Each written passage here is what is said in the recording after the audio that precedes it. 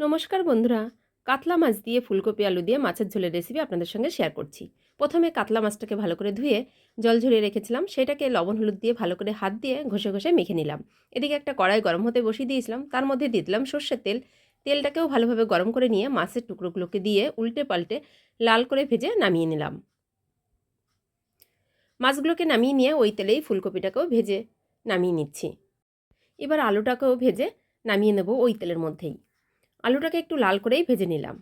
আলুটাকে নামিয়ে নিয়ে এবার ফোড়নে দিয়ে দিলাম জিরে আর তেজপাতা। আরও কিছুটা তেল কিন্তু অ্যাড করে দিয়েছিলাম। তারপরে যে মশলাটা তৈরি করে রেখেছিলাম সেই মশলাটা দিয়ে ভালো করে কষিয়ে নিলাম। সেই মশলাটার মধ্যে আছে আদা, রসুন, পেঁয়াজ আর শুকনো লঙ্কা। ভালোভাবে কষিয়ে নিয়ে তারপরে টমেটো আর লবণ হলুদ দিয়ে আরও কিছুক্ষণ মশলাটাকে কষিয়ে নিয়ে ফুলকপিগুলোকে দিয়ে ভালো করে মাছ দিয়ে ফুটিয়ে গরম মশলা আর ধনেপাতা কুচি দিয়ে নামিয়ে নিলাম। কেমন হয়েছে কমেন্ট করে জানাবেন। ধন্যবাদ।